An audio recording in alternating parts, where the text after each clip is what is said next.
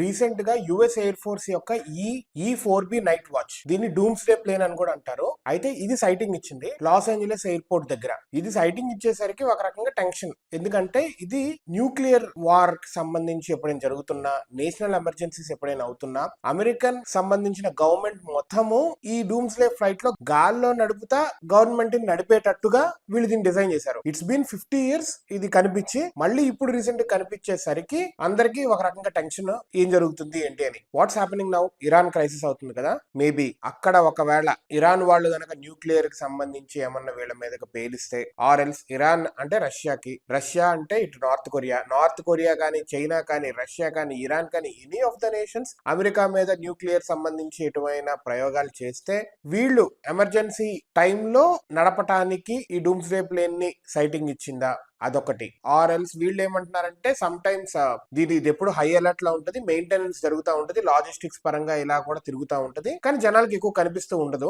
But ఇప్పుడు కనిపించేసరికి ఇది ఒక సైటింగ్, ఇది నార్మల్ మెయింటెనెన్స్ యాక్టివిటీ అని మాత్రం అంటున్నారు. బట్ అటుపక్క ఇరాన్ లో క్రైసిస్ ఉండేసరికి ప్రస్తుతానికి, అదే విధంగా మిడిల్ ఈస్ట్ లో ISIS, సిరియాలో కూడా ISIS మీద వేసింది కదా బాంబులు రీసెంట్ గా అమెరికా నిన్న మొన్నట్లో. సో దాని సంబంధించి ఏమన్నా క్రైసిస్ యుఎస్ లో వస్తే గవర్నమెంట్ నడిపేటట్టుగా అని చెప్పి నేనైతే అనుకుంటున్నాను. Or this could be normal maintenance activity కూడా.